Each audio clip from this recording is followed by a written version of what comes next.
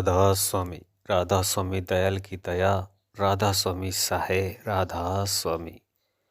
प्यारे सत्संगी भाइयों बहनों, आप सुन रहे हैं परम संत सतगुरु ताराचंद महाराज जी का 4 मई 1996 शाम का सत्संग।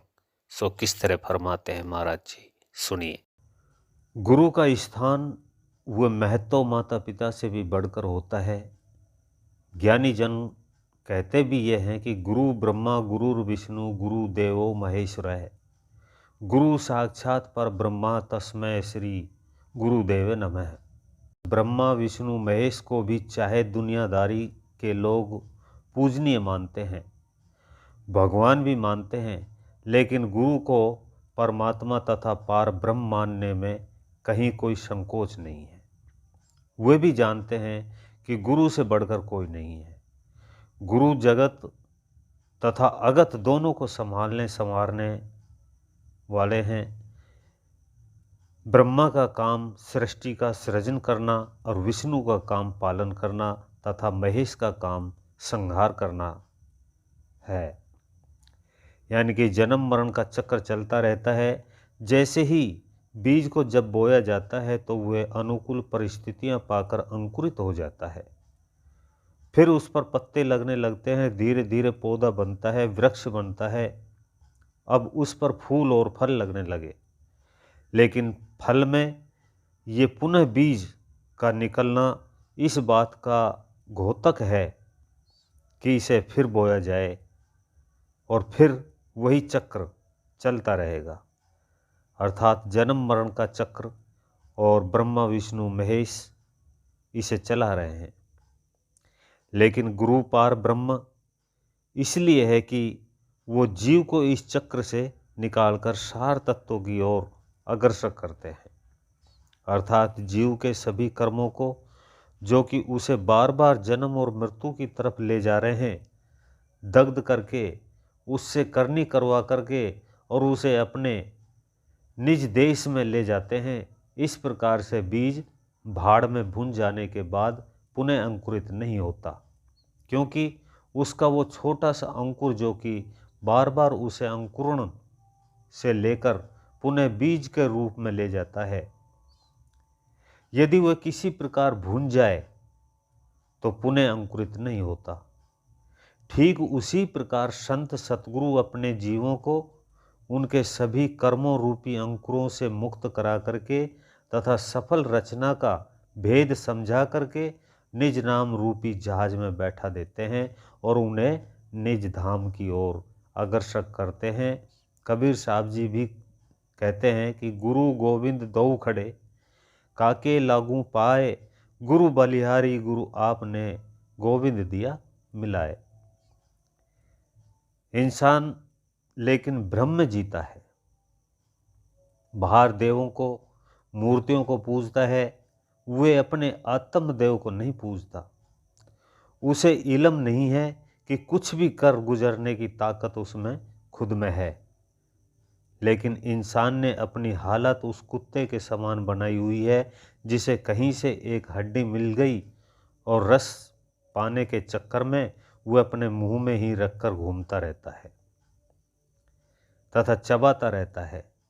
हड्डी उसके मुंह में कहीं घाव कर देती है तथा कुत्ते को अपने ही रक्त में मजा आने लगता है, पर उसे ये मालूम नहीं कि ये आनंद जो उसे मिल रहा है वो उसका अपना है, न कि हड्डी से प्राप्त हुआ है। इसी तरह से इंसान भी 9 द्वारों से निरस्त अपनी आंतरिक शक्ति को क्षीण करता रहता है और बाहर औरों की देखा देखी, पाखंड के द्वारा, मूर्ति पूजा के द्वारा, व्रत तीर्थों के द्वारा उस शक्ति को प्राप्त करने की कोशिश करता है।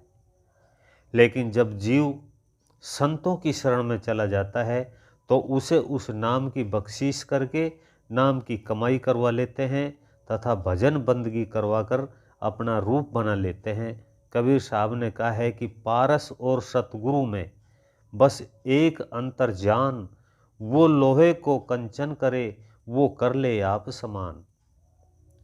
लेकिन इस स्थिति में पहुंचने के लिए जीव को आत्मसमर्पण करना होगा, क्योंकि यदि खाती के सामने लकड़ी, लोहार के सामने लोहा और कुम्हार के सामने मिट्टी, सुनार के सामने सोना इज्जत पा सकता है, तो इंसान यदि सतगुरु की शरण में चला जाता है तभी उसका कल्याण संभव है।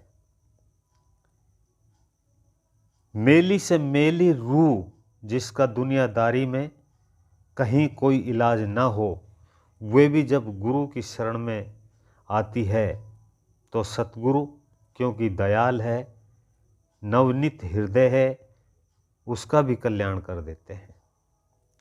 हजूर कंवर साहिब जी अपने एक शब्द में इस आशय को स्पष्ट करते हुए अपने मुखारबिंद से फरमाते हैं कि गुरु की शरण बिना समझ मिले ना, चाहे चारों दिशा ले डोल, भोली सजनी हरि से मिलने मिलन कैसे होए। अर्थात दुनियादारी की समझ तो प्रारब्ध के फलस्वरूप अपने आप ही जीव को मिल जाती है, लेकिन इस इंसानी जीव के सत्य को जीव बिना सतगुरु की शरण में जाए कभी जान नहीं सकता, और ना ही वो ज्ञान पाता है कि उसका उद्धार किस प्रकार संभव है। जब वह संतों की शरण में जाता है तभी उसे आत्मज्ञान की प्राप्ति होती है तथा उस आत्मदेह से साक्षात्कार कर सकता है। जब तक वह गुरु शरण में नहीं जाता है, दुनियादारी की बातों में ही, पाखंड पूजा को, वासनाओं को ही अपनी ज्ञान व असली सुख समझता है। इसलिए संतों ने गुरु की शरण में जाने को इंसान को सर्वथा अनिवार्य धर्म माना है।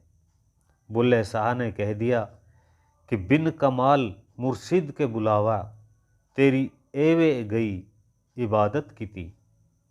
कि इसी तत्व को संतों ने यूं कहा है कि गुरु बिन माला फेरते, गुरु बिन देते दान, गुरु बिन दान हराम है, जा पूछो वेद पुराण।